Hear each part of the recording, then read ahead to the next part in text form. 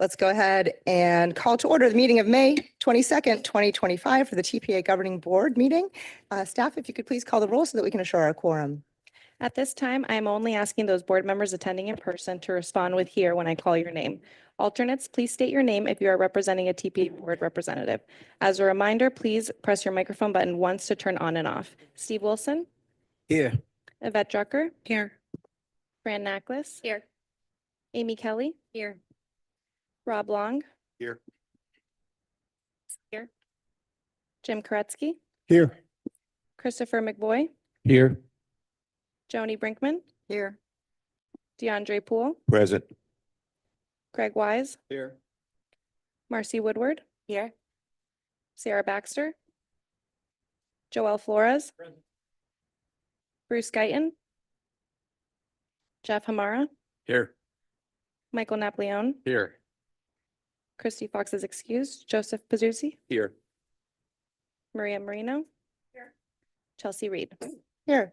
Thank you. We have a quorum. Okay, wonderful. Thanks so much, Ruth. And by the way, you guys, you did notice that we're pushing the microphone buttons once today. So I think this would be an improved communication as we go along. Do we have anyone participating remotely today? No, Madam Chair. Okay, excellent. And let's go ahead and will you please join me in the Pledge of Allegiance?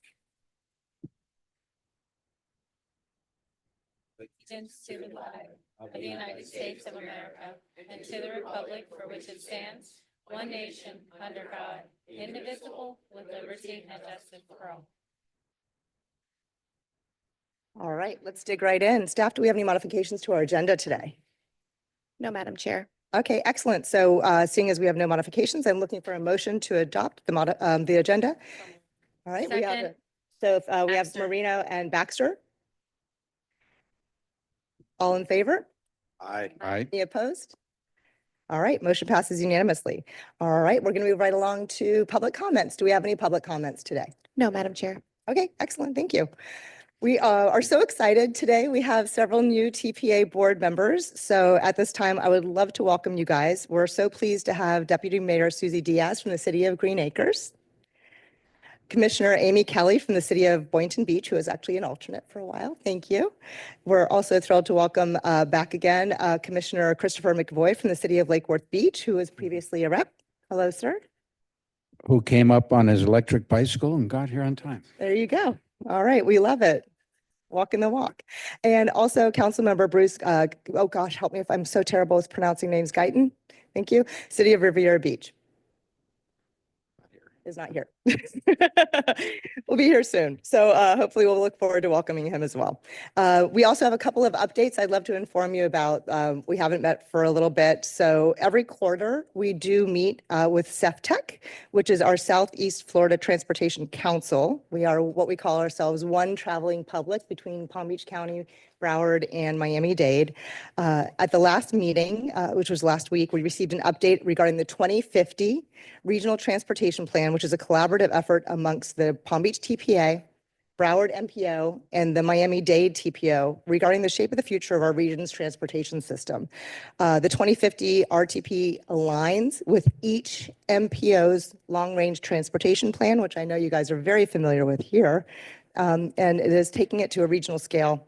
We will look to adopt it next month. Again, we meet every quarter. The information is on the website, and you may want to look at the 2050 because it really shows you how Palm Beach County, Miami-Dade, and Broward are trying to make us one traveling public and inform each other as we go. We also, last month, the TPA participated in a bike immersion program with a delegation of South Florida officials and some transportation leaders. The program highlighted best practices for developing safe, connected bicycle networks that integrate with pedestrian transit and other motor vehicle infrastructure.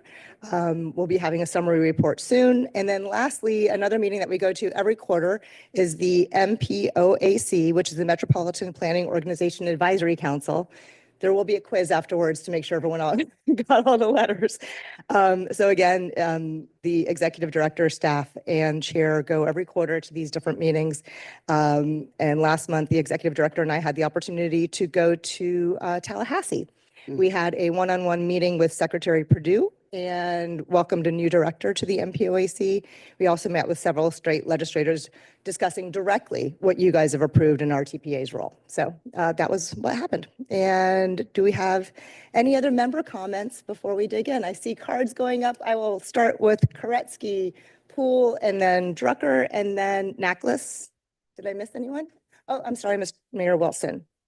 All right. Yes, sir. Good morning.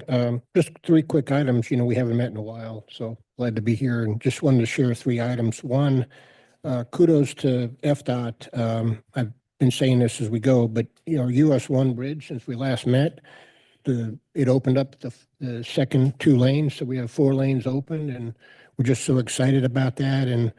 And our pedestrians and bicyclists just love having facilities to get across the bridge. I think it is I believe it may be the most heavily traveled pedestrian and bicycle bridge crossing in the county. I'll make the challenge. Does anybody see any more than we have? But in any event, FDOT really worked with us. So, in just one example, when they were getting ready to open up the last 2 lanes, they needed to shut down for 2 days to remove, the barricades and stripe and all that. And when they got with me, it had been planned to be done during the week. And just for asking, I said, hey, can't that be done during the weekend with a 2-day shutdown? And it was done. So I appreciate that they always, throughout this project, which was a big impact to the community, they always came and got with us and listened when we expressed something and acted in the best interest of the public. So thank you to FDOT. Second quick item, e-bike safety challenges, really heavy heart. I share, most may already know, but we had a fatality of, a student from an e-bike accident. The one good outcome that came out of it is we did initiate a community conversation. We had an event to, hold that community conversation. Pleased that we had elected officials from, a couple other municipalities there. Thank you for coming out. Because we all are challenged by this, and I think we got a start on it early. We've been working on this for a year and a half. But it continues to be a challenge. And once I would say that when they created an e-bike that could go 20 miles an hour, and then you could quickly modify it to go further, and you allow a child to be on it who doesn't have to learn any rules of the road, it just is a prescription for these kind of things. So anyway, it continues to be a major initiative, but I do believe that community conversation for us was very helpful because it did create greater ownership, both on part of parents and then neighbors and people on the road. That hey, these are kids, and while they need to learn, we all have to work on this so we're not faced with another tragedy in our community. The e-motos, we were tolerating them, but they're not allowed legally on the roads, and they're the ones that go faster. So we've begun enforcing that, including towing them if they're on the road, because they're really dangerous. They can go upwards of 50 plus miles an hour. And then just lastly, on pedestrian crossings, I think I've shared this before. We always look at best practices by others, and I know I've said this before, that the gardens, I would see a lot of pedestrian crossings. So I'm proud to say we started an initiative. We've completed 11 new pedestrian, the activated crossings.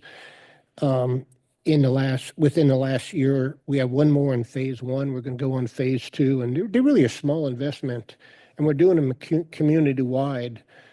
So I encourage other municipalities to consider a program approach, because it's a lot more cost-effective than, once you're doing it. And what we did is we started off with the conversation. What do we need these? Looked across the town, and 12 were identified. I think it was so successful. This year in our strategic plan, we said let's continue it And so working on identifying numbers and budgets for the next year. But you can't reach Vision Zero if you're not doing those kind of initiatives. So I just share that. Thank you. Thank you, sir. We'll move along to Commissioner Poole and then Councilmember Drucker. Thank you, Madam Chair. Just want to let my colleagues know that there were 2 tours that we attended. Some of us attended here. Commissioner Woodward, Commissioner Peduzzi attended and Commissioner Powell, the Port Palm Beach tour. And thank Valerie for working with port staff to set that up. Thought it was good to see some of the current modernization projects and ongoing projects that the Port of Palm Beach is currently undertaking. We also attended a tour or participated in a tour of Port Miami. So it was good to see the cargo and cruise operations. We had a tour of Virgin cruise terminal. So as well as received an update on their progress with their import down there. And it was good for us to sort of get that update because I know at some point it may eventually come to Palm Beach County where we'll need to look into identifying a place further west that's adjacent to Highway 27. I will also say that it was good to really look at that cruise terminal, this expansion. Maybe a possibility in the future that the port will need to also make some improvements and some expansions of our cruise port as well. Thank you. And thank you for hosting. We appreciate it. We'll move along to Councilmember Drucker, and then we'll move along to Deputy Mayor Necklace. Thank you. Good morning, everyone. So lots going on everywhere. So a little bit of update on Boca Raton. So a couple weeks ago, we passed an ordinance to allow vertiport facilities or vertiport structures, the little small airplane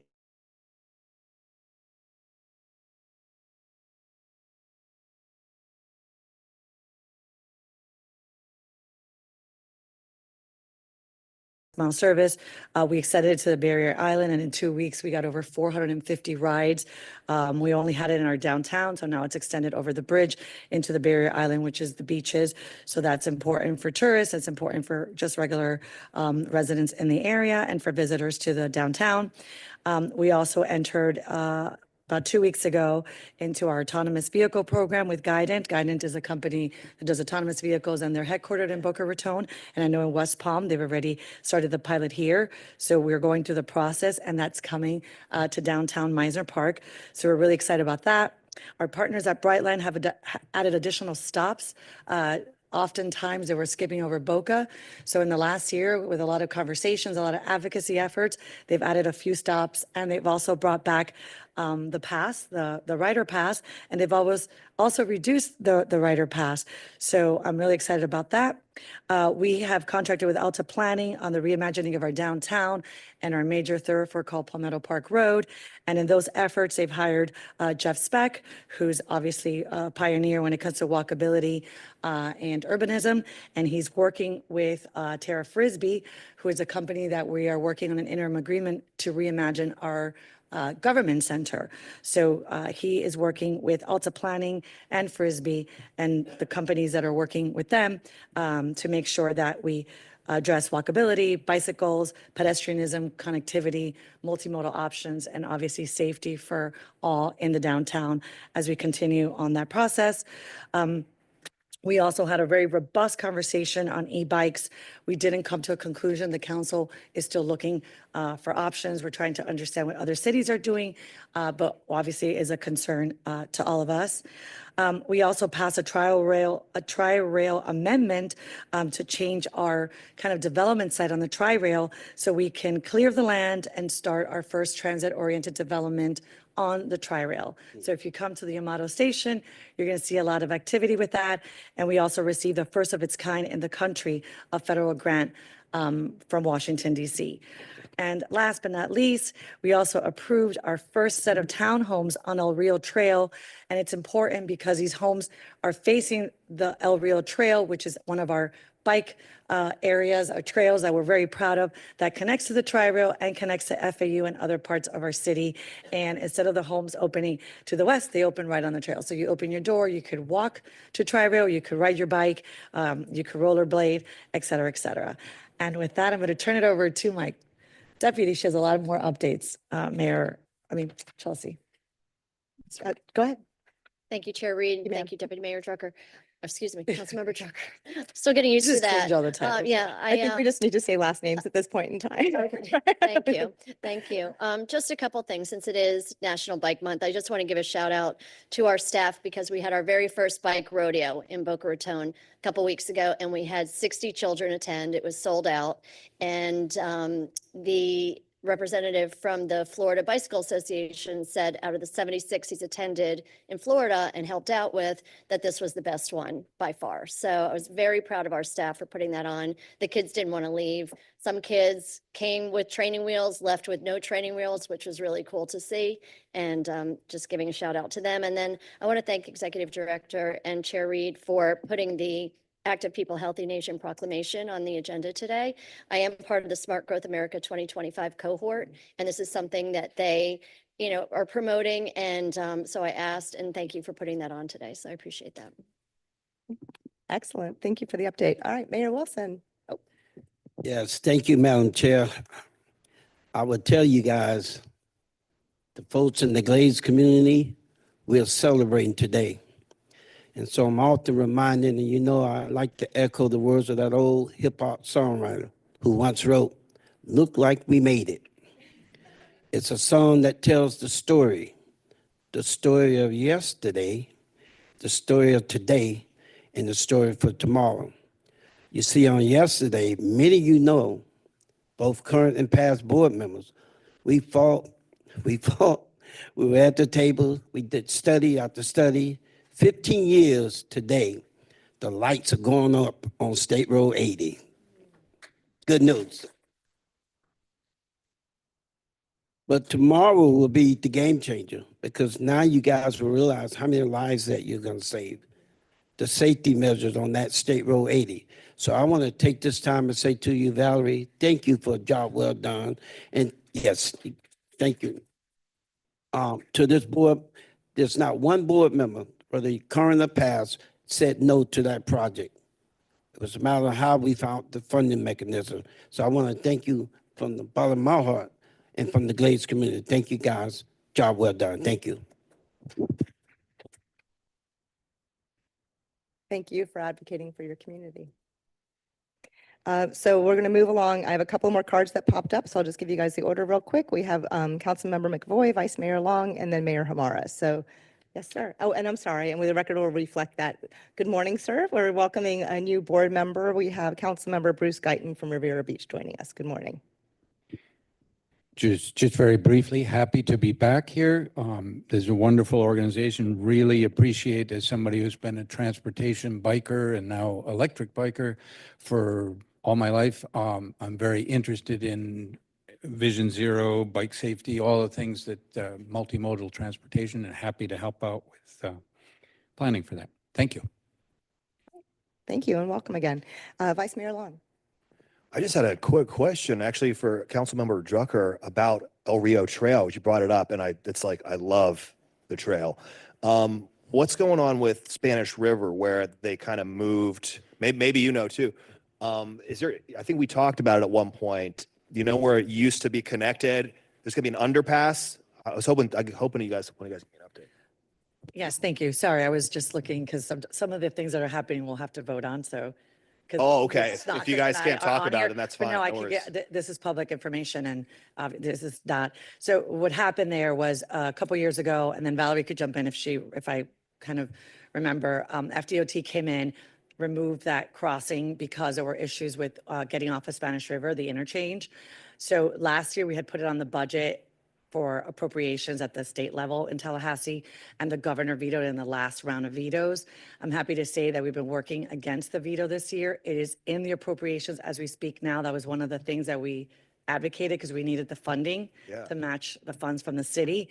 If the governor signs off, then we'll start on that project and that will connect. Super exciting. I'm very excited. So as advocates out there, email your legislature, not that they already not hear enough from me, but any reinforcement is always good reinforcement. But I hope, and we've been working really hard, Yeah. really hard on making sure that it doesn't get vetoed again. Awesome. Okay. Thank you for that update. I appreciate it. question. That's all I had. That's great. All right. So where do we leave off? Mayor Hamara. Thank you very much. I appreciate it. Just two things. First of all, papers still exist.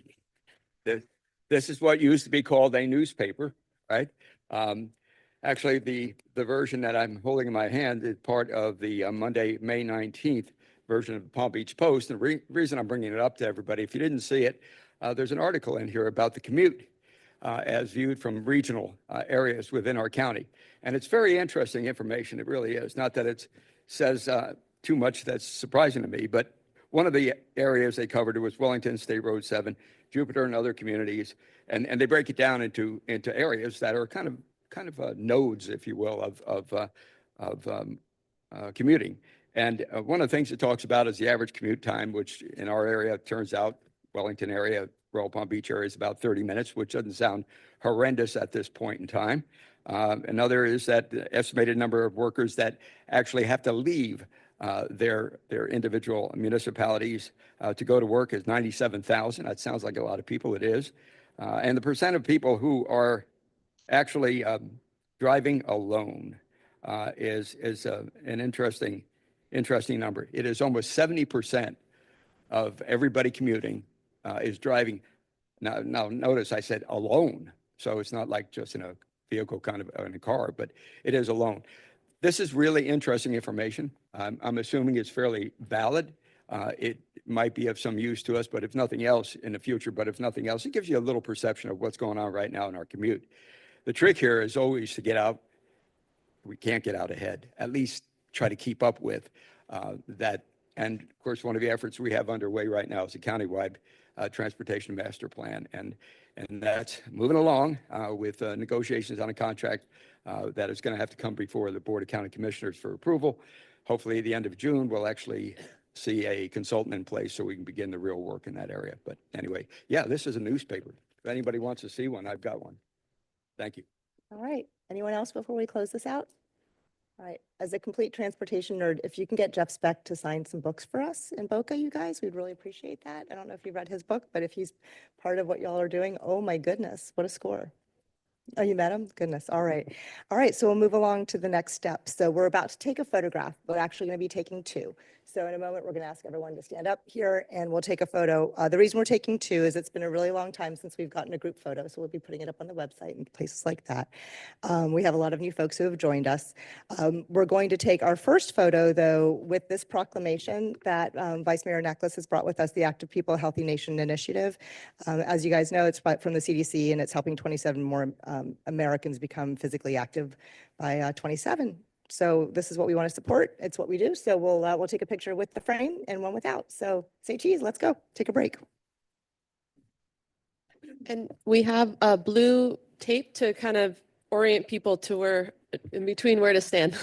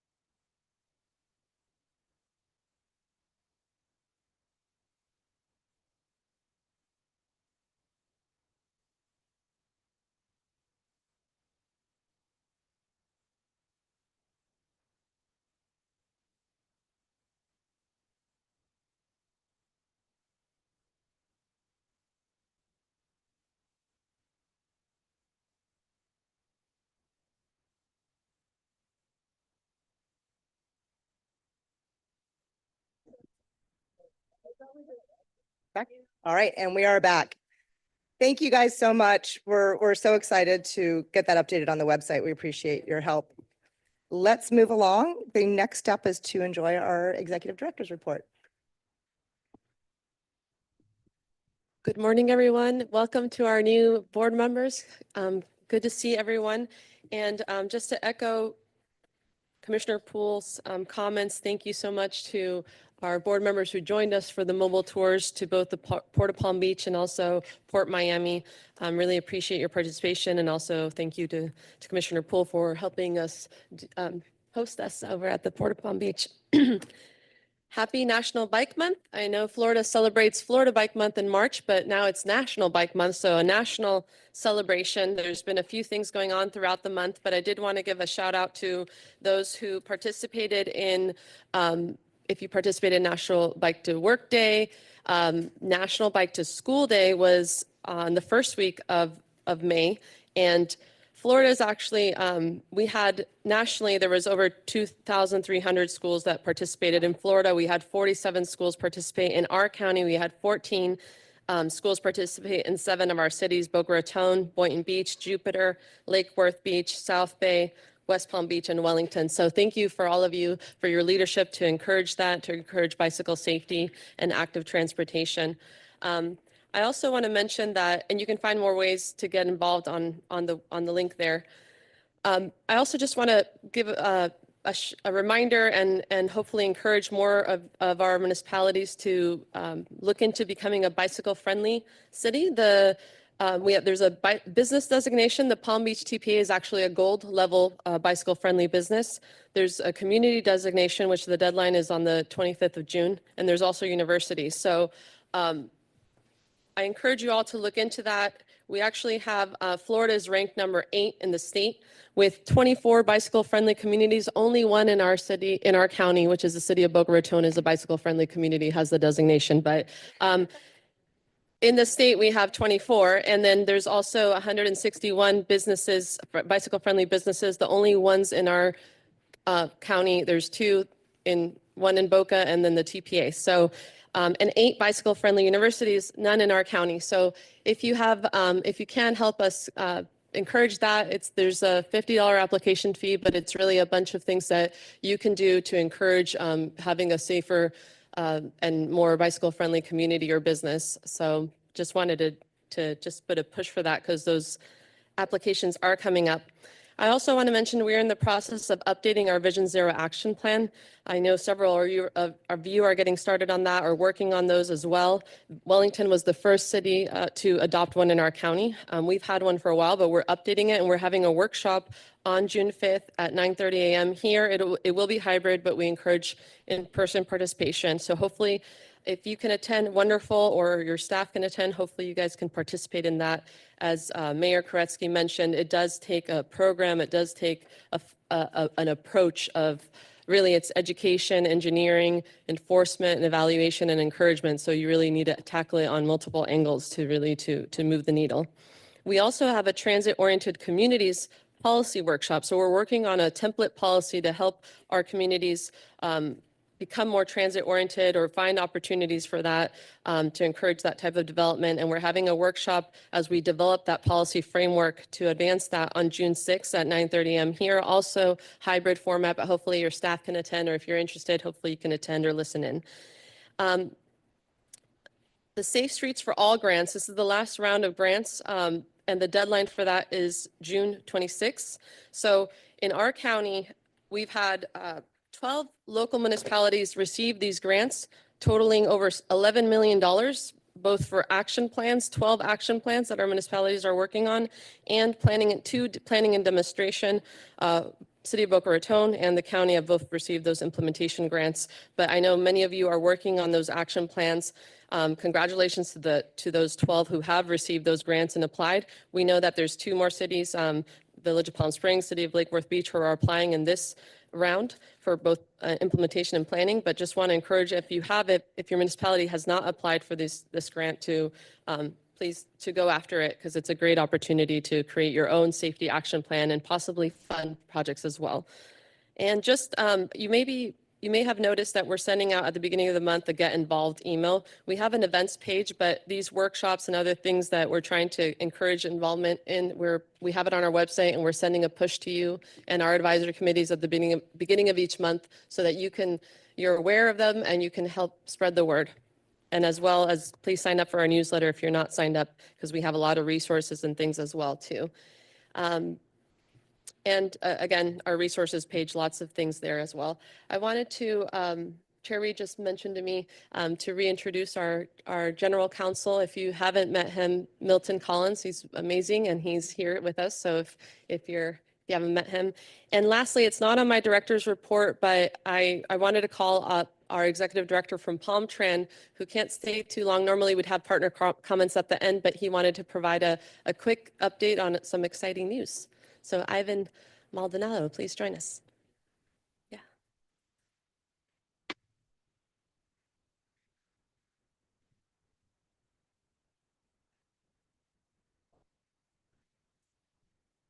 I think the microphone is, there you go. Is it Perfect. better? Thank you. So let Yes. me try that again. So good morning, Madam Chair, each of you board members and everyone who's here today. I didn't come prepared for this, but I would like to just give you a quick update about something exciting that started this week, and that is what we call the WAVE. The WAVE is the Route 43. It runs from the Wellington Mall along Okeechobee all the way to our intermodal, where folks can connect to the Tri-Rail services. And through partnership with the Florida Department of Transportation, the Board of County Commissioners, which approved this initiative, we were able to expand services on that particular route from 20 minutes to every 15 minutes. And the Florida Department of Transportation has committed to continue to support transportation, particularly east and west in this county, so we can form a form of a grid system that get people to very quickly. We believe that it's going to be an exciting opportunity to get people on board. I wanted to give you a brief update about our ridership. I came here last year, and our ridership has improved about 1.4 million so since we started here, which is a big thing for us. And it's not because of me, it's just because people are depending on transit. They're using the system. We're fine-tuning the systems. We have the BusLink program that is operating very well. About 77,000 trips since we started in September. It operates in Royal Palm, Riviera Beach, Boca.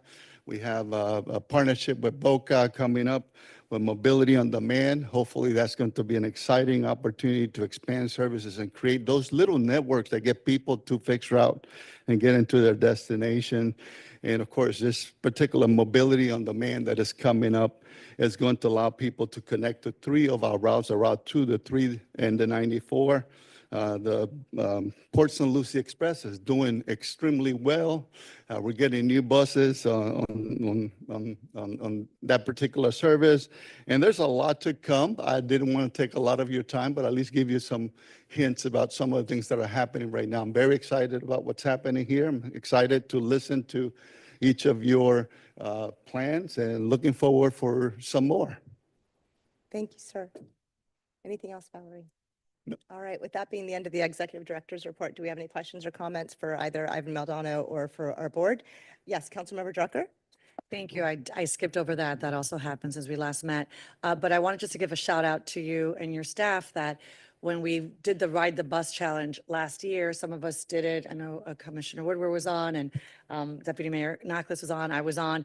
We kind of toured some of the Boca Raton routes, and we thought they were some of them were ineffective and inefficient for our residents, and you listened and you've made the changes, and that's why we partnered with you with the Mobility on the Go, which we also have approved. So thank you for listening and thank you for understanding the needs of the community, and we're looking forward to Mobility on the Go. And thanks to the Board of County Commissioner who has been directing us to enhance services and make things fine-tune our system to provide better service. So thank you for that partnership. Truly, really appreciate it. Commissioner Woodward.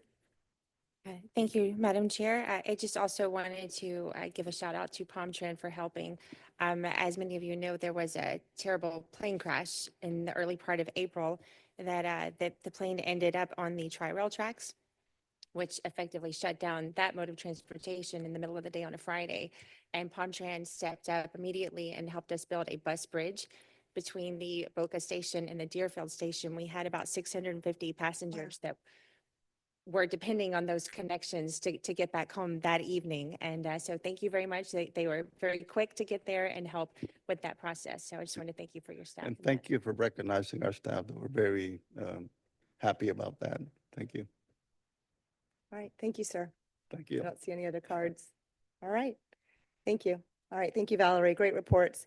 So let's move along to our consent agenda. Do we have anyone wanting to remove anything from the consent agenda? I know it was quite full with a bunch of appointments for our advisory committees. Anything at all? All right, so we've got Marino for the motion. May I have a Second. second? Can you Second, state your name for the record? Second necklace. Thank you very much. All right, all in favor? Any opposed? Motion passes unanimously. Let's move along. We don't have any action items today, so we're moving along to our information items as we do have to present the tip today. So we are going to ask Andrew Euler, our Deputy Director of Programming, to present on this item, please. Good morning, sir. Hey. Thank you, Madam Chair. Good morning, everyone. So I'll be covering the Transportation Improvement Program draft for fiscal year 2026 to 2030.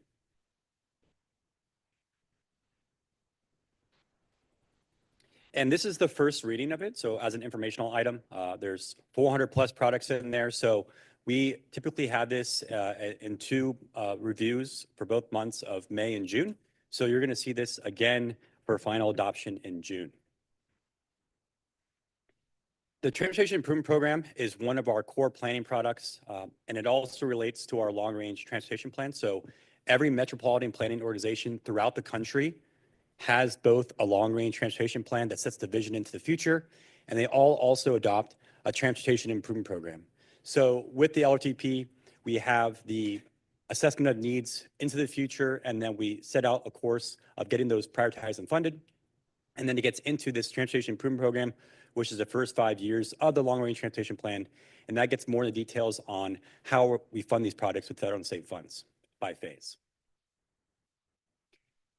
And when we talk about funding within the Transportation Improvement Program, and really what we do at the agency, it's really to coordinate federal and state transportation investments. So what you're seeing today are products throughout the county with federal and state transportation funds. And then specifically, what we show on the map here on the right is the urban area boundary to the east, and there's urban area boundaries also in the Glades area.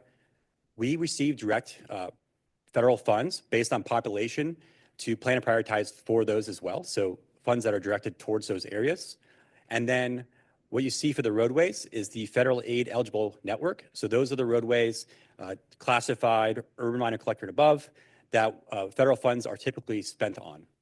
And then for state funds, which are also in this plan, those are typically spent on state roadways. So to get more into details about what you're seeing in the Transportation Improvement Program, it has all products by phases. And so you're seeing fiscal years 2026 to 2030, and it'll be by a phase, whether it's studies, designs, right-of-way, utilities, environmental, or construction. Our current Transportation Improvement Program is 25 through 29, so that's our current fiscal year, where we're applying for those funds and drawing those down and working towards those phases. And so this covers 26 through 30. And then you sometimes will hear the outer year referred to as the new fifth year. And the reason for that is the Transportation Improvement Program is really a pipeline of projects, and phases are really being worked on throughout all these fiscal years. And so when we add a new fifth year, that's typically where the bulk of our funds are available to start programming projects. So there are some ones that come into earlier years if they're not as complex of a project, but it's typically coming into that new fifth year and where you see the majority of new projects. And so as we think about the Transportation Improvement Program, it's really a pipeline of these phases for all these products going through the system. And so you always hear this terminology by FDOT and by us about maintaining work program stability. And so what's happening is there's products going through design, right-of-way, construction, and they're trying to keep that pipeline going. And then when the new phases, such as an outer year construction, would then be added to the new fifth year of the program. And to get to this point in the Transportation Improvement Program, where you're seeing this draft today and then adoption in June for an active plan that starts in July 1st of this year for 2026. It really starts over a year in advance. As I mentioned, we start with the LRTP, so that sets out our course into the future. We're taking products from that. We're also including competitive program products through our priorities. Those are all vetted to make sure they're work program ready. We assess those with AFDOT, do field reviews, review the costs to see that they can be built. They then get put into the list of priority products that you all adopted in July of 2024. AFDOT then takes that list of priority products list. They're then updating cost estimates for all the products in the work program, updating how much revenue is available over the next 5 years, and they're making that draft tentative work program at the state level. And so that incorporates our priorities and incorporates any other competitive programs at the state level and any state priorities. That's then seen by the TPA governing board. This happened with the district secretary in December of 2024. We provide feedback on that, and then they create a final version of that work program, which is what we build this transportation improvement program off of. So what we've seen from the draft tentative work program into the transportation improvement program is very similar. We didn't see many changes from those two documents. And we break down the sections in the transportation improvement program. Again, there's over 400 products. We try to make it a simple way of categorizing these. The first ones we'll call are our transportation, our TPA priority projects. And so that includes our major products list, our local initiatives program, transportation alternatives program, and then the shared use network of trails. And then we have AFDOT priorities and other funded projects from federal and state funds. So that's the strategic intermodal system. So that's our major roadway capacities on I-95, Turnpike, Beeline, Southern. There's other federal and state funded projects that go in there, such as safety projects. It also includes our airports, railroads, and seaport projects. And then as a separate document, since there's so many of them, there's the AFDOT District 4 district-wide projects. So those might be larger grants or other types of operational improvements they have for the entire district. And then we have roadway operations and maintenance, as well as transit. And then lastly, we also include, for informational purposes, locally funded projects. So the locally funded ones are those that we try to seek from our local governing bodies, such as yourself, to include for informational purposes, just so we have a whole more comprehensive picture of the plan. But these aren't ones that are adopted into the TIP since they don't have any federal state funds on them. And to summarize what we're seeing in this draft tentative work program, the transportation improvement program, is $3.2 billion in investment from federal and state and turnpike sources. Large amount of work, just like our prior plans with that pipeline of projects coming from the SIS capacity. Many of those are turnpike projects with turnpike revenues. I'll show a little bit more about that in the future slides. And then we have $388 million in TPA priority product investments. And again, some of the other categories that I've explained.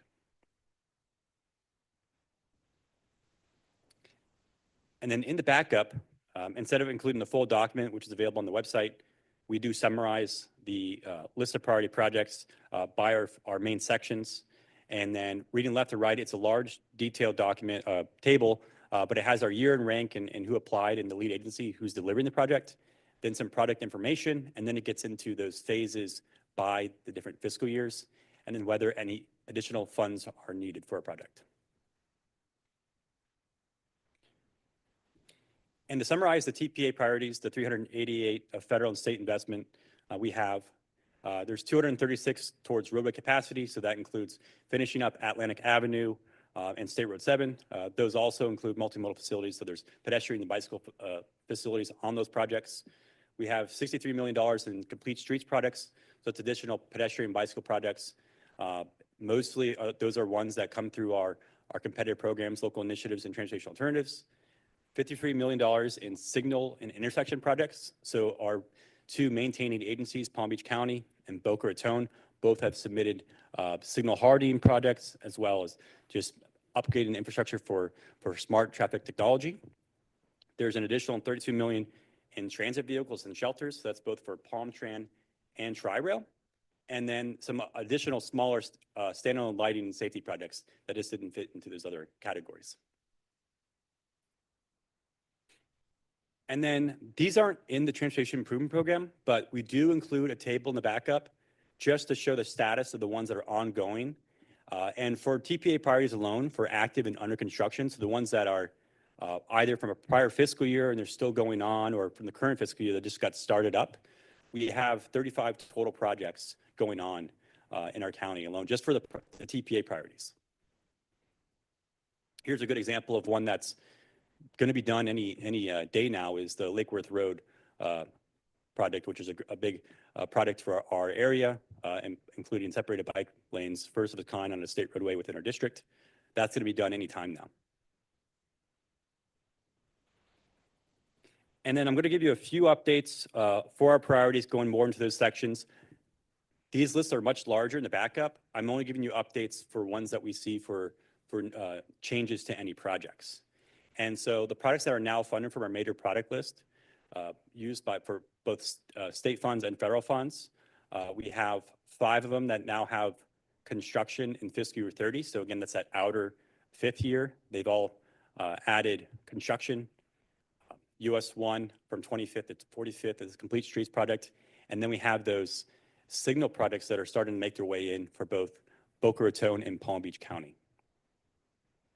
One other update is an acceleration of PD&E up in Jupiter for the Indiantown Road at Central Boulevard. Accelerated from fiscal year 28 to 26.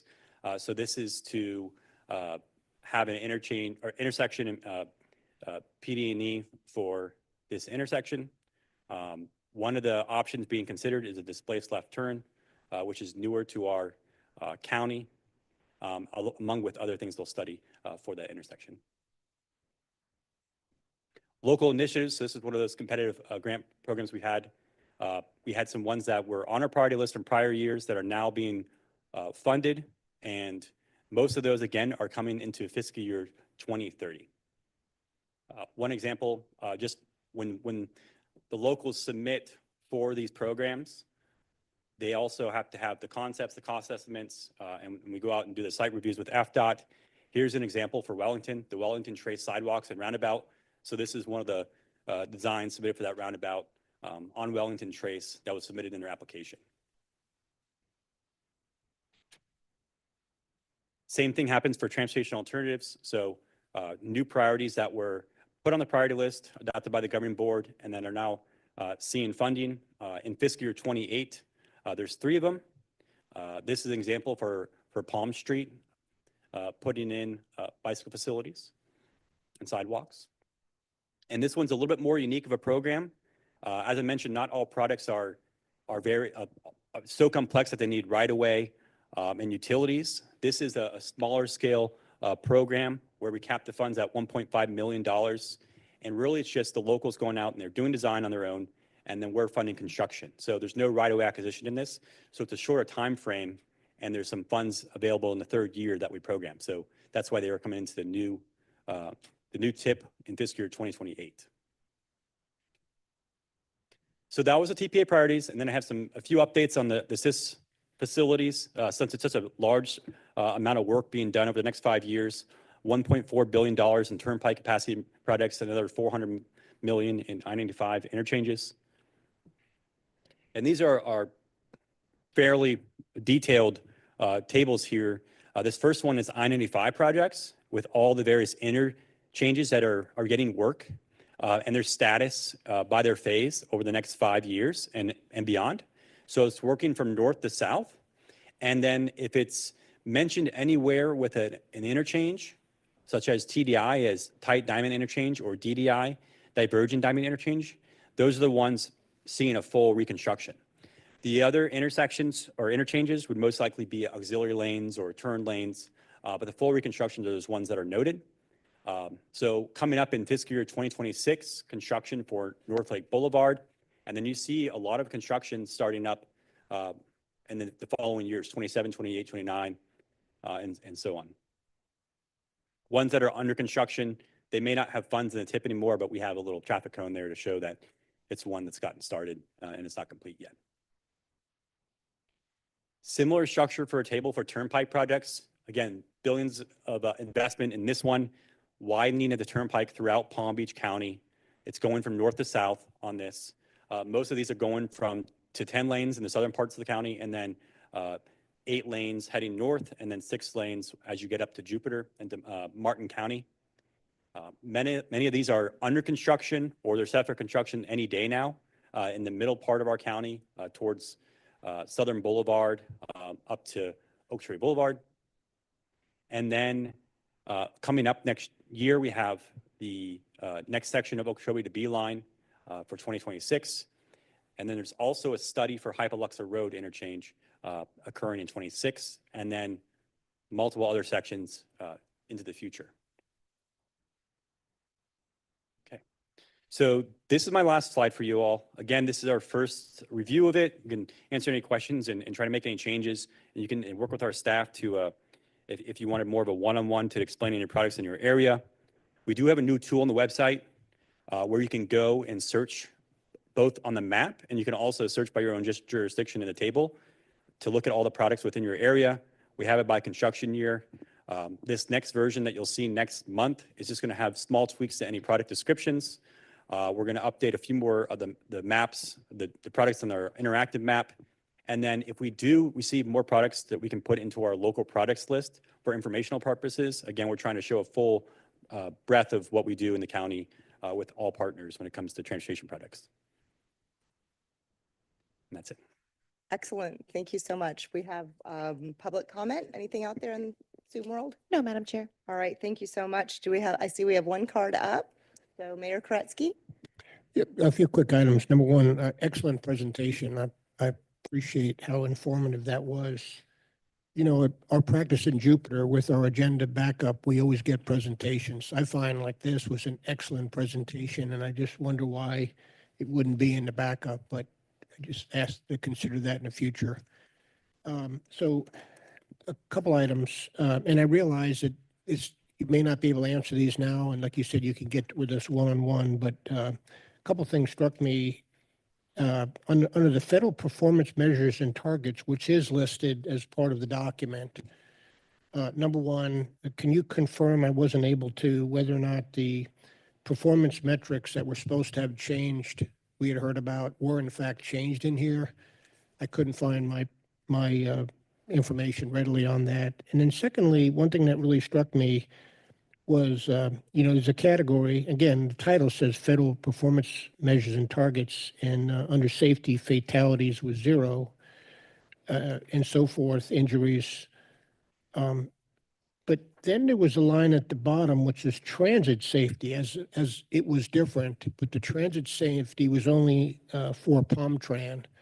And I wondered why it wouldn't be for Tri-Rail and Brightline. And I looked in previous years, it wasn't noticed by me, so this is the way it always has been. But it just struck me to see transit separated from safety. And I just want to be sure that it's clear on federal commitment that it is for, would it be inclusive of, I would hope, all transit, including Tri-Rail and Brightline.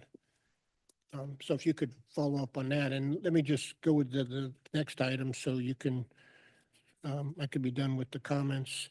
So the other thing that struck me there's another 4 pages back in that document, was the total program by funding code. I thought this was very interesting. Because it lists ad valorem as being, you know, $500 million over the 5 years. And so you know, and as we go forth, I can tell you in the town, it seems like what's happening at the legislative and governor level is putting ad valorem, you know, expectations at great risk. And we use ad valorem in the town, you know, for roadway projects and what have you. And so in other projects, so as we embark on our 5-year plan, which we update, I'm sure all governments have this, you have a 5-year plan, but as we do this time, we've already committed that we're going to let our public know that the improvements that were included in our 5-year plan are subject to the ad valorem being the way it had been. And this is what really struck me here, and is that it's such a large number here. And so if this is valid, this $500 million, it ought to be shared. they ought to be shared by the TPA, that this is what's at risk. Because I find the town has been doing roadway projects, for example, which is under the TPA, that I think the state should have done, and we've partially funded it. Same thing with the county. We understand everybody's on difficult times, and we've been stepping up with ad valorem taxes. So, this could have if this number is correct, this could have a significant impact on what's in this plan here. And it just struck me like it would expect it striking all of us in this time period. And I think we ought to try to make use of that if in fact it's a valid number. It's $100 million a year. Mind if I respond? Yes, please. Yes, I can answer actually probably all those, but I can provide some follow-up resources for you afterwards. And I'll start from the last question first. So diving into the funding sources there is great. We spend a lot of time as staff trying to get those numbers right. It can be very difficult as we sift through the local plans, the capital improvement programs, to distinguish between ad valorem, gas tax, and other ones. And so sometimes we lump it together in another funding code that says LF, and that's just local funds. And so local funds would also include some ad valorem in there. So that number actually might be understated. Obviously, we only include those for informational purposes, right? Because it's not something that you all approve for federal and state funds. So we do try to capture as much as we can to show that full picture, but I think it is understated. The next thing you mentioned about the safety measures and targets. The ones that are federally required performance measures for transit safety are only ones that were required for those fixed route buses.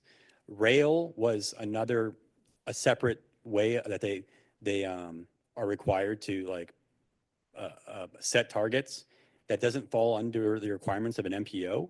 So we haven't historically shown those for Tri-Rail if they set those safety targets. It's only been the bus fixed route that we've been required by federal law to show. But we can definitely look into that and have that as an indicator to track, because that's a good one to track. We do track, for example, rail fatalities that happen at crossings, but we can look into that for Tri-Rail. And then the last part, and we'll send the information out to you after this meeting, if you'd like, is for those targets that were changed.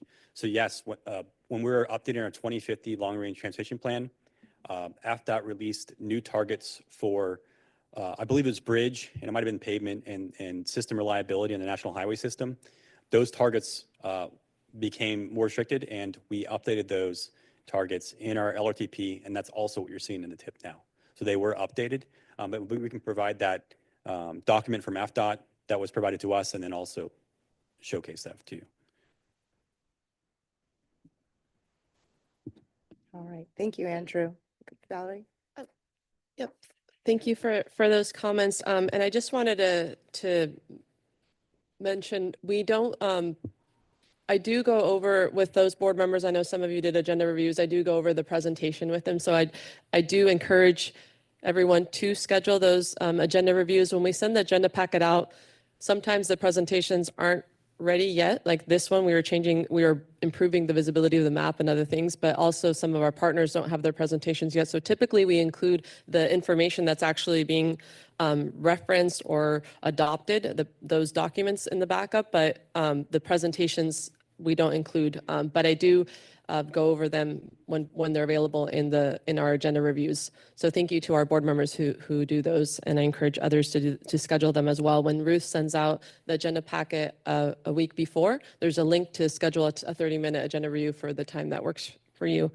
I also just wanted to reiterate, as the MPO, we're federally funded through a grant, and we're required to collaboratively plan and prioritize those $388 million that Andrew showed out of the $3.2 billion in our state, in our county. Those are for the urban area. We're directly prioritizing those funds, but we're adopting as a whole what's happening with the state in our county and with the turnpike. So we're directly prioritizing that bar graph, but there's a bigger picture going on in terms of that. So just kind of reiterating that. And then we have been showing, to the best of our knowledge, local projects which we have no authority over, but as the best available information that's out there for informational purposes.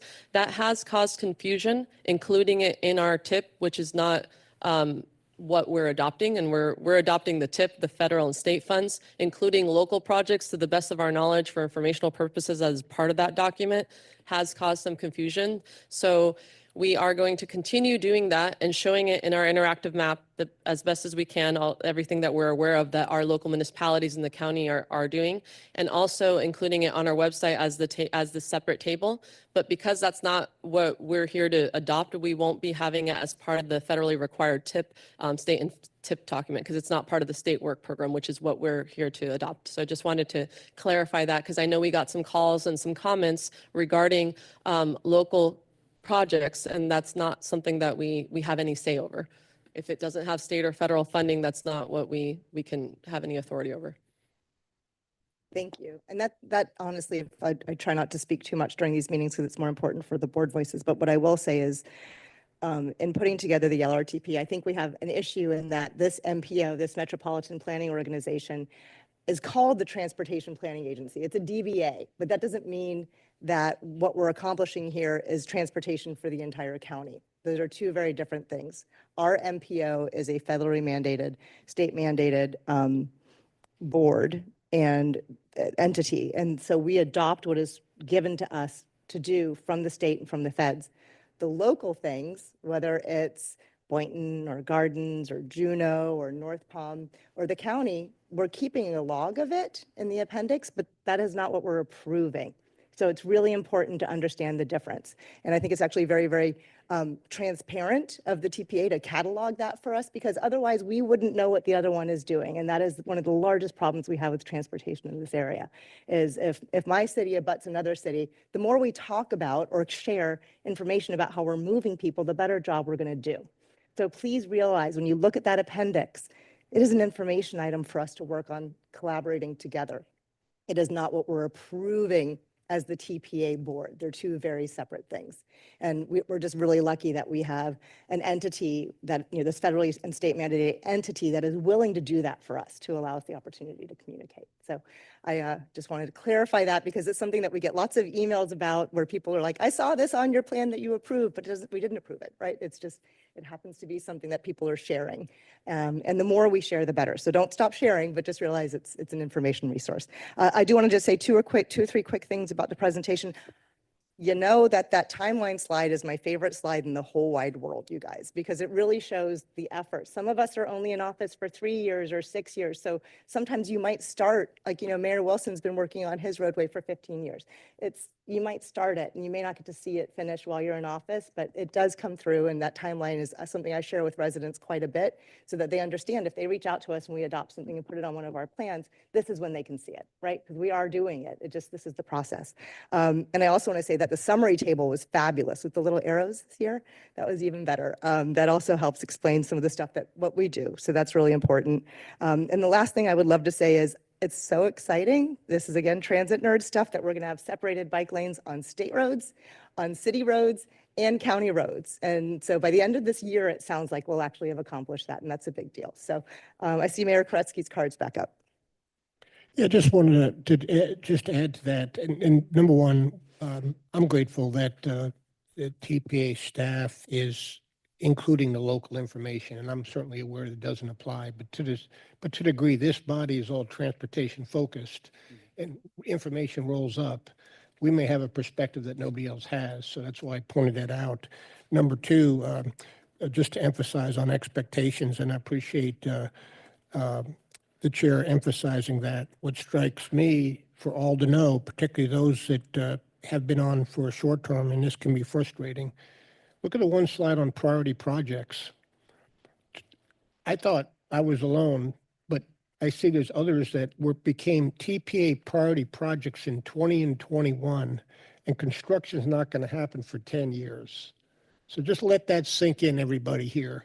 We could enlist something as a priority project, have a complete consensus among this collegial group that, puts aside competitiveness and agrees these are the community priorities, and it could take 10 years to bring it to fruition. that's the way it is, but that's the process we work in, which is why I've advocated that when there is a priority project and the PD&E is funded for year 5, you're guaranteed it's going to be 10 years. So PD&E being a smaller cost, a study, should always be moved up sooner, I believe. So there's a chance that we could move it up 5 years, from 10 years to 5, if it was a priority project and I pushed for years, but I'm grateful FDOT is finally funding the PD&E on Central and Indiantown, which is a county and state road, by the way, but we've been advocating for it. Thank you. All right, thank you, sir. So I think the summary is let's all make sure we do our agenda reviews. Oh, do we have another card? Sure. Oh, I I'm could just say sorry, one Andrew. comment on that, My and mistake. it's definitely a good point, you know. We want to set the expectation that they can always be moved forward, but as Mayor Kretzy's mentioned, like a PD&E, we try to work with FDOT and they were able to accelerate it. But usually when we have a list of priority products that's presented, we are anticipating it to be in the outer 5th year. And then when we have the ability, both from a funding perspective, working with FDOT, and FDOT on a state roadway can actually deliver it faster because they have a huge work program themselves. They're trying to, you know, assign to product managers and all that. When there are opportunities to move forward, they try to. And so with this example in Indiantown Road at Central, they were able to move it up 2 years. That's good to see. So hopefully we're starting pretty soon on that. Agreed. And typically the funding is, it depends on project readiness. It depends on, it usually is in the 5th year. However, our transportation alternatives projects, design is year 1, construction is year 3. So that's a more accelerated, a smaller grant program, $5 million every year. But we encourage everyone to apply for that.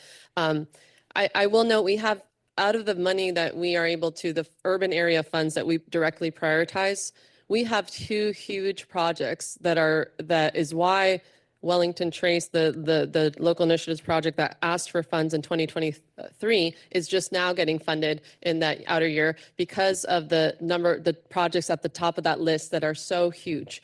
State Road 7 that's been on there for a long time, the extension, Atlantic Avenue, these are huge TPA prioritized projects that are basically taking up a lot of these funds, that once those get done, more funds will become available. And those that are in line, if you are project ready or whoever's down on the list the funds start falling down in the order of in line and how ready you are. So the project readiness life cycle of a project that Chair Reed referred to, that is her favorite slide, it just shows you how over the next 5 years, you have different phases going on, different contracts, different design and construction. So it doesn't always take 10 years, but it's usually, 3 if it's a TA project, or typically 5 to 7 years is the cycle, depending on funding availability. But we can advance things when money becomes available. So it's good to be in line and be ready for it. All right. Anything else, sir? All set? That's good. I can go on forever. I know we all could, unfortunately. So I guess in summary, thank you so much for the presentation. We all should be doing our agenda reviews. It's a great place to do that deep dive. I was reflecting on the fact that, 10 years ago when I was on the Citizens Advisory, I didn't know all these terms, and the TPA, through agenda reviews and time hand-holding and explaining, it's like you learn a new language. And so I would encourage everybody to really take that time, even if it's just a half an hour, schedule it out now. Know that, the Monday of the week that we have a TPA meeting, find that half hour, and it will allow you to advocate for your residents better than you ever have before. The understanding is massive. So thank you, Andrew, for doing all of that. We really appreciate it. We're moving along. We have a wonderful update on Palm Beach County tourism. So we're going to introduce the Senior Vice President of Business Intelligence Strategy and Destination Development, Gustav, and the Senior Director of Community Engagement and Advocacy, Sergio. 2 faces we always love seeing. Hello, good morning, everyone. Good morning, Madam Chair, Vice Chair Valerie, members of the board. We are happy to bring our Palm Beaches Tourism Roadshow to the TPA. When we first started this a couple of years ago, the idea was to kind of talk tourism, anyone, anywhere, any place. And that was a couple of years ago now, 30 stops later, here we are. I know we visited some of your individual cities. Not once, but twice. If you invite us back a 3rd time, we'll go back a 3rd time, or maybe a 4th time. And if you haven't stopped in your city or organization, just let us know. We take requests. But one of the most important things we want to come here about is transportation. It's absolutely vital. it's one thing to bring people here, whether it's a highway or whether it's by air, by boat, by train, whatever the case might be, but also to make sure they can move around just fine. So the work we do in mobility and transportation is important to what we do as an organization, to what you do. So before I begin with a few things, I just want to note on a side note that we have a mentoring program at Discover the Palm Beaches, and my mentee, Julie, from our social media team is here to cheer us on. I think she spends more time mentoring me than I do mentoring her. So let's get things started here. We're going to be touching on of course, the tourism update, the tourism master plan update, and just a couple of notes at the end about our community engagement. So I think we'll start off. You're probably tired of me already. We have a really cool video to kind of, once again, remind everyone tourism impact in Palm Beaches, but also how important the bed tax is, tourist development taxes, which have been questioned on the state level, for lack of a better term. So here we go.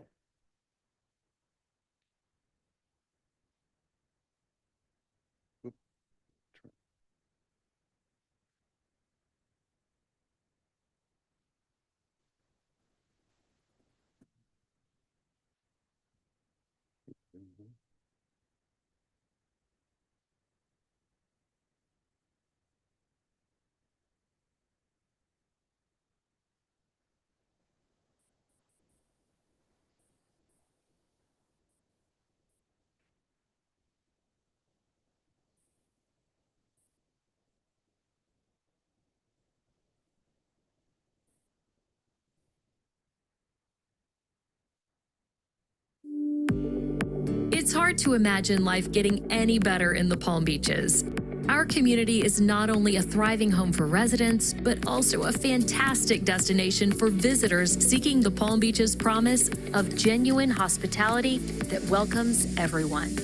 At Discover the Palm Beaches, the official tourism marketing organization for Palm Beach County, we're reaching more visitors than ever before and bringing direct benefits to our community, making tourism a win-win for everyone.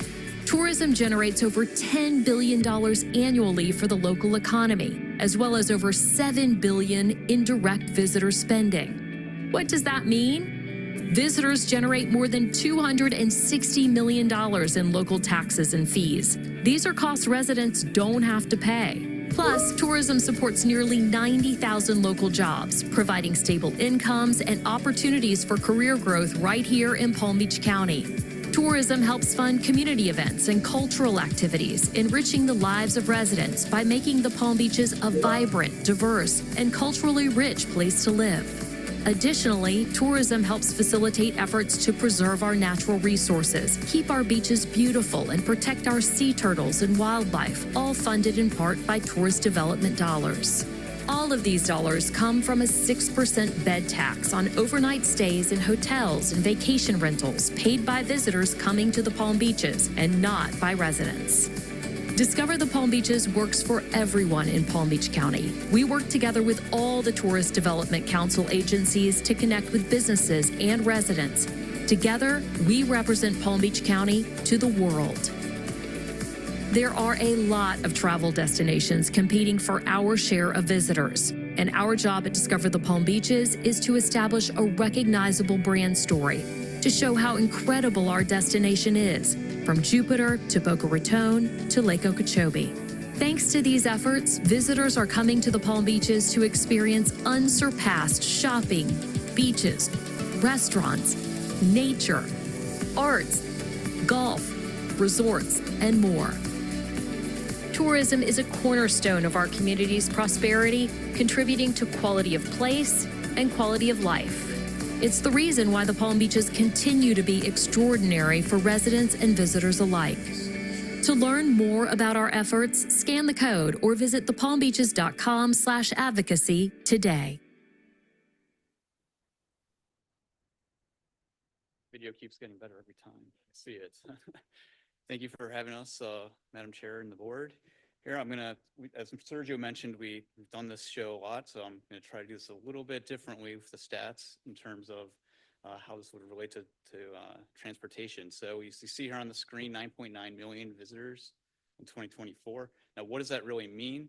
That's about 27,000 visitors every single day arriving into the county. And these are, and what we're measuring is only, is not a commuter. It's not someone that lives outside of the county that's coming in for work. It's not a seasonal resident that's here for an extended period, 3 months or more. These are just strictly visitors in there, and they're from originating outside of the county. So transportation within the county is not counted in these numbers in there. And from a seasonal perspective, that 27,000 is about 14,000 on a low day to 45,000 depending on high season or a major event happening that time, or even the day of the week.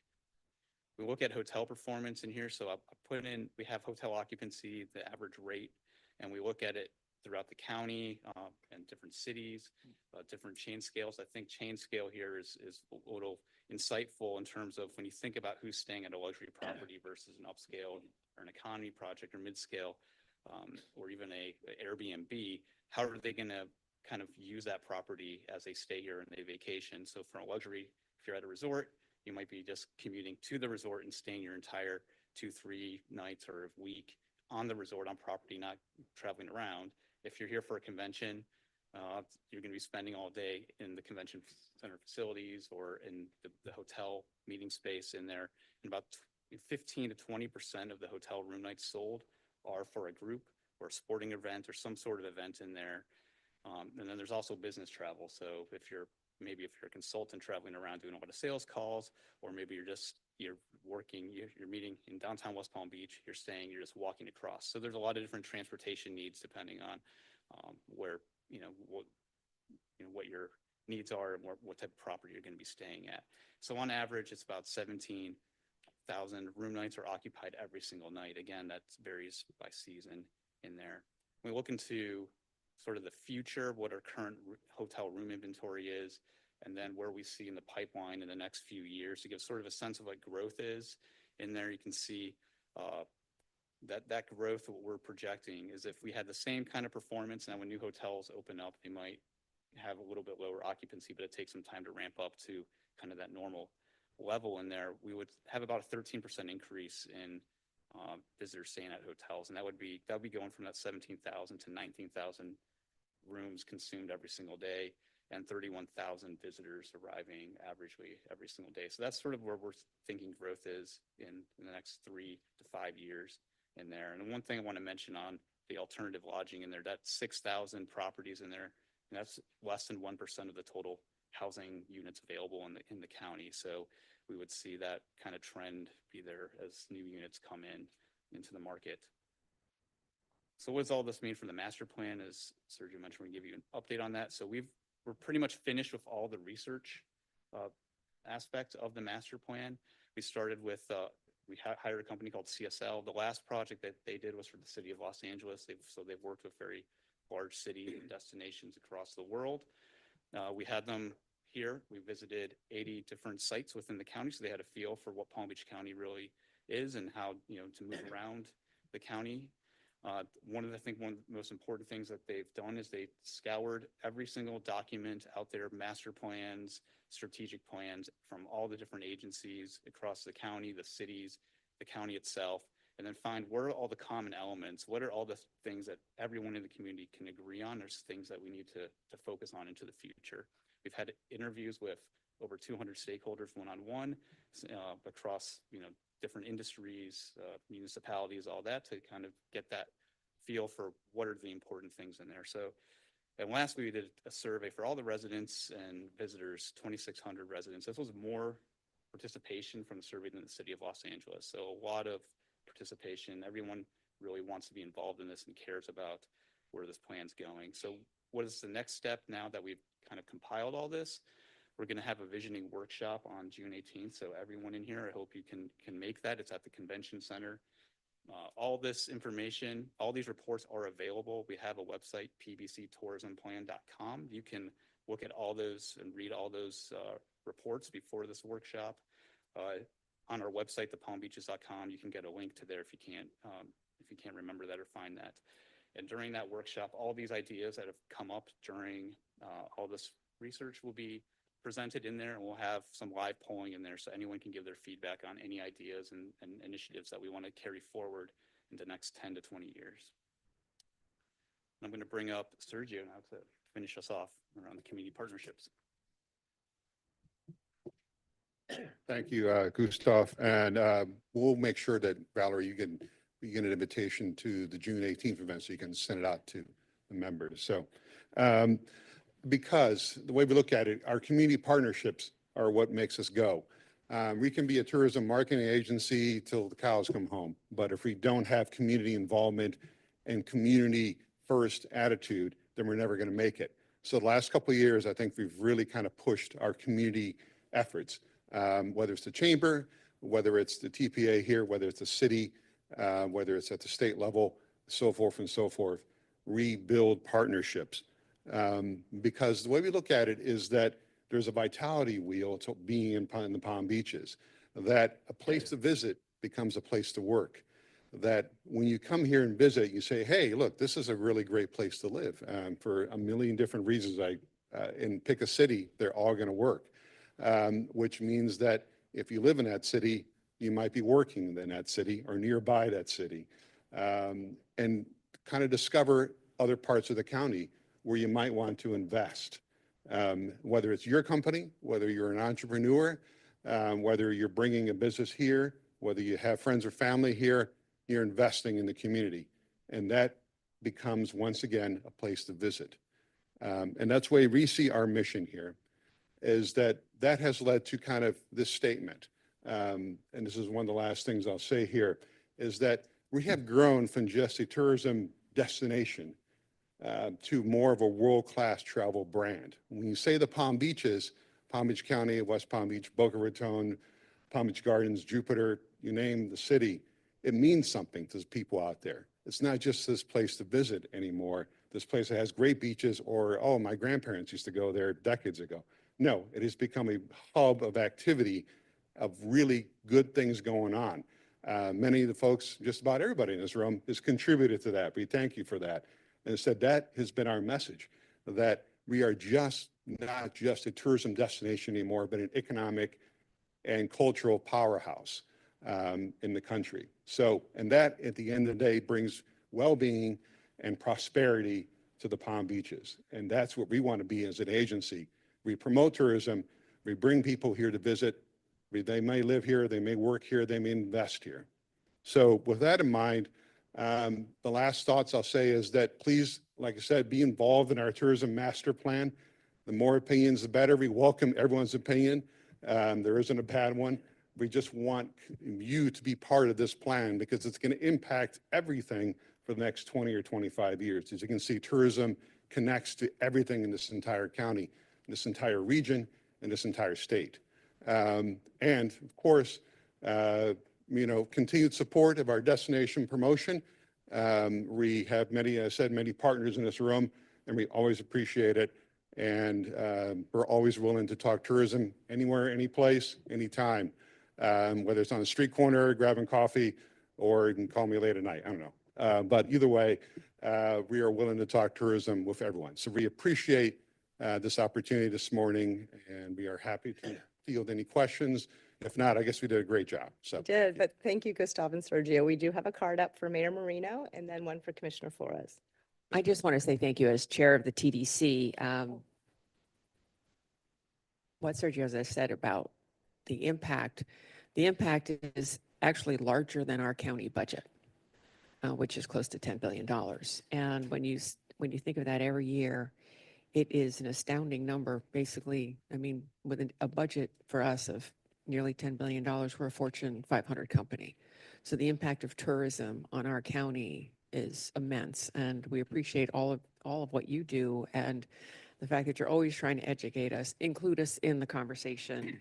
The master plan has been something that's been evolving for quite a while, and the tourism master plan will also help the county-wide transportation master plan, because it gives us a true picture of who's coming in, why are they coming in, what facilities are they using, how do we need to move them around. So thank you for that.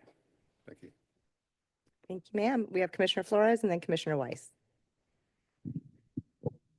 Hey, Sergio, thank you for the presentation. We know that the bed tax dollars are at risk right now at the state legislature. Can you give us a brief update what's happening there and how this board can help you and discover the Palm Beaches moving forward? Sure thing. That gives me heartburn every time I think about it. But nevertheless, it's a great question. And here's the situation. Tourist development taxes, bed taxes are here locally been mentioned there. That 6% tax. The Florida House of Representatives passed a law.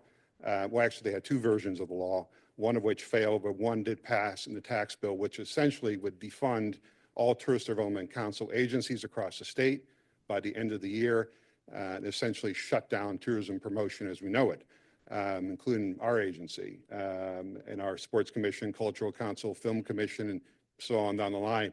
This is thing to be multiplied across the state. The Senate now has been a kind of a safeguard against that, not feeling that that is something we should do as a state, especially when tourism is vital to the state, the #1 industry still. So when session ended, which seems like about 3 years ago, everything came to a standstill. Like I said, the one bill, HB 1221, which included those changes, passed, but was not taken up in the Senate. And I should note that our local delegation here stood by us. There was only a couple of votes for that bill. For the most part, the big majority of them stood by the industry, and we appreciate their support. So what happens now is that it's become part of the budget battle. From what we feel, and like I said, this is more of a feeling and the intelligence we're gathering from our colleagues in Tallahassee. And I should also say the Palm Beach County Legislative Affairs Office, huge shout out to them. They have been absolutely terrific during this whole thing.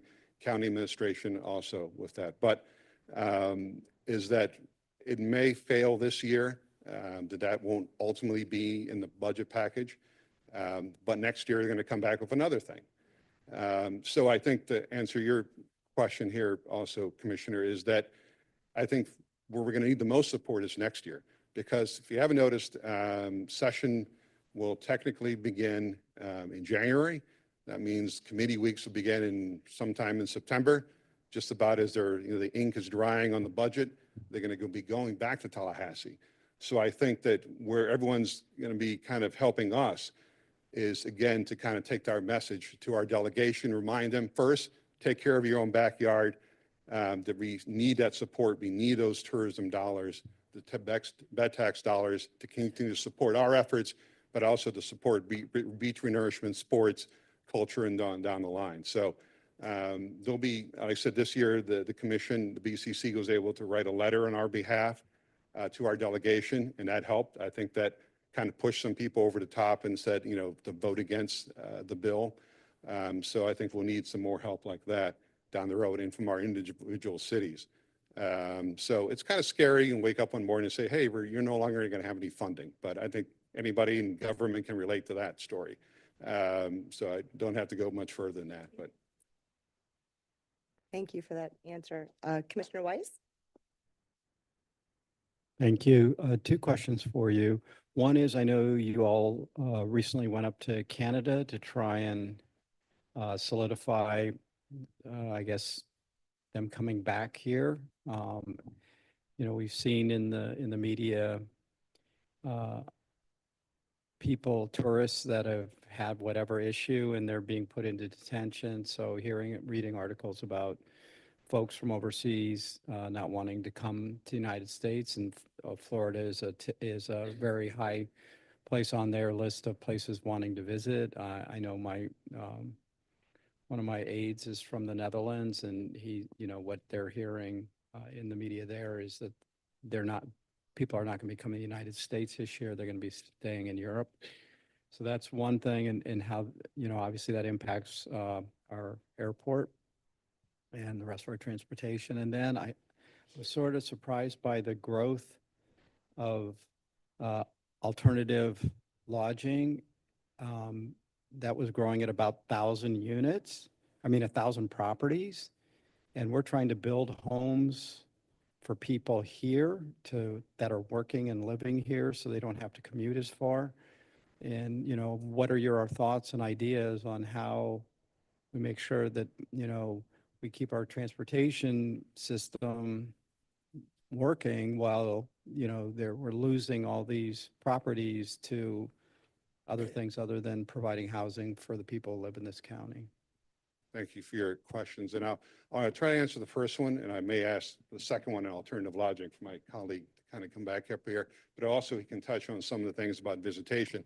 Let me just say this, that travel, since I've been in this organization for 25 years, we haven't seen anything but disruptions in travel. When I started there, it was the election of 2000. Remember that one? And then 9/11, then the Great Recession. And then the topper, COVID. And then we have, political turmoil. If anything, you get used to disruptions, but then they're all unique in their own way, and they all need something to address them. And our agency isn't going to take it lying down, put it that way. We're going to continue to promote this county, every city is a welcoming destination. And we believe that wholeheartedly. And if we don't believe that, then we're not going to convince anyone to come here. No matter where they're from or what their background is or what they believe. That, everyone can enjoy the beaches, everyone can go to our cultural facilities. Doesn't matter what your beliefs are and what you're into. So, and one of the things when the tariffs first started, happening, we went on a sales mission to Canada. Milton, Segeta, our president and CEO, couldn't be here this morning, but he led that mission up there. We weren't going to say, turn our backs to Canada. Our #1 international market for decades now. So we believe in going out there, and because if they don't come here, they're going to go somewhere else and spend money somewhere else. And God bless those other destinations, but hey, we're going to fight until they come back. But let me, on the Airbnb and alternative lodging question, I don't know if Gustav, you had a couple of notes on that. Like, I can add some context here to the Canadian markets. So the first quarter from January to March, our visitation in the county grew nearly 9%, but from Canada it was down 2%. And international visitation is about 10% of total visitation to the market. So Canada being half of that is really an important market in there, but still we were able to, we have some strategies to offset some of that by going into Dallas and Houston as new markets that we've opened up, and we've seen some significant growth in there. Who knows what October is going to look like in terms of Canadian sentiment when we start seeing them. That's really their season when they start coming here again. Yeah, we're looking into just monitoring that situation. On the Airbnb side, I know there's a lot of legislation and stuff out there I've seen nationally, like in New York City and Miami Beach have things in there. I've probably little cities, and there's all those rules that can't get into, that's sort of my wheelhouse to look into the legislation in there. But from a market perspective, the dynamics of Airbnb is interesting. We've seen a lot of ups and downs in there. So just in terms of the performance, when you saw on the slide in there, it's not as profitable as a hotel. So there's people that get in and out of that market all the time and put, maybe they're seasonal residents that are putting their property in when they're not here. So there's just all this sort of dynamics in there that play into that. So I think being at 1% is of the market is probably fairly low. Maybe different cities have a little bit higher penetration of what's available in there, but this is something we can monitor that the units out there and help kind of provide that context to any city that has any kind of concerns about Airbnb. I don't see any other cards. Real quick though, for the June 18th event, what time is it at? So we can put it on our calendars. Or a morning or afternoon or all day, or just so we have a general idea. It's in the morning, so. 9:30. All right, we'll say 9:30 start. That's, okay, 9:32-ish, but you'll get back to us and let us know. Get that invitation out to you. Excellent. I guess you got us on that. Oh, no, I didn't mean to do a gotcha. I just, I know everyone puts stuff on their calendars out months and months, but no, I think I know I received an email about it, so it's probably in, and we should all check our emails more. So that was okay. This was wonderful. Any other questions at all before we close out? I did not ask for public comment. Did we have any public comment regarding this? No, Madam Chair. All right, lovely. Thank you both so much for coming and for all you do for our community. We appreciate it. All right, do we have any other partner agency updates? I don't think so. I think we're good. All right, so seeing none, do we have any other member comments or questions before we close out our meeting today? All right, so just lastly, we have a few administrative items. They are provided just for information to the board. We don't have any presentations. Do we have any public comments on our administrative items? No, Madam Chair. All right, and do we have any board member comments? All right, seeing none, next we have our next meeting date, which is June 26th. We will see all of you then, and thank you all so much for coming today and for your comments. We're adjourned.